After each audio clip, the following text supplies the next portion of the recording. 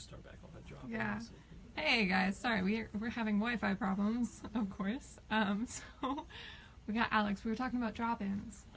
Okay, so drop-in is basically if you didn't catch the first time or cut out the second time. Basically, students could come in. Well, I hold regular office hours throughout the week for all the introduction geology courses, and I also tutor about 1080. But students can come in. They know the office hours, or they can go on the Learning Commons website to find them. But they come in here, and if they have questions over the exam review or homework, we can give them example problems, anything like that. We also do study groups in which students can, like, a group of them in a class can come together and fill out an application with one of our supervisors or at the front desk. And basically, if we could find a tutor to hold that study group, it could be a nice little study group for students to apply themselves to. Awesome, cool. What's your favorite part of doing tutoring?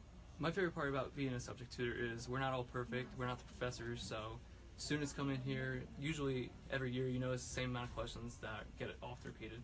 So really repeating it to yourself, you understand it more and like it clicks. And then also, if a student has a wow question that you've never heard before or you really don't know, you can always Google it and find out the answer. And so it's really not just helping the student, but it's helping yourself too. Awesome. Who should apply to be a subject tutor? Really, if you got an A in the course, you're open to getting accepted. That's the main thing we focus on here. But the three main fields are chemistry, accounting, and economics. You always get a lot of students. And really any other subject, food and nutrition, geology, anything like that. Awesome, thank you. Again, this is Alex, one of our geology tutors. Bye guys.